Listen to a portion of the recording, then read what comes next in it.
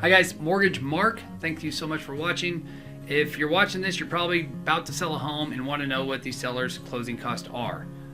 There is a form here if you want an actual worksheet that does all this for you. Fill it out, we'll send it over to you, and we are certainly happy to answer any questions you have. Even if we're not helping you with the mortgage, we're just that good at helping folks. But truly, let us know if you have any questions. So here's what to expect.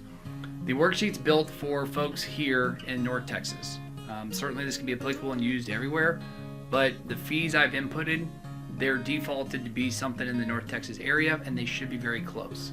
From a title fee standpoint, you're looking at about $700 or less typically. Most title companies are within a few bucks of one another. The three major assumptions I'm making: one, you as a seller are paying for the big title policy. That's huge, and that's normal in the typical environment.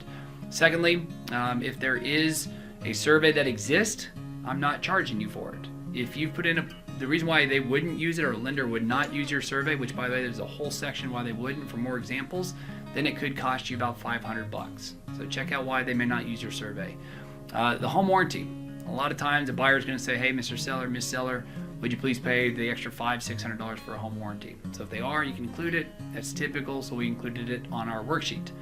Two things I wouldn't sweat too much would be per diem interest and like HOA dues. So let's say you prepaid $600 of HOA dues and it's the end of March.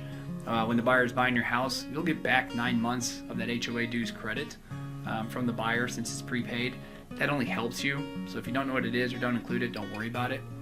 Per diem interest, it's just, the day you close to the end of the month, the amount of interest that's going to be ultimately due that gets added back to your loan. And if you have an escrow account too, guys, that money comes back. If you don't know that, those only help you. So I wouldn't sweat too much on the details there. There is a whole section about buyer closing costs. If you are going to turn around and buy something, check that out as well. If you need help on this or anything else, please let us know. We're certainly happy to help, and we appreciate your time.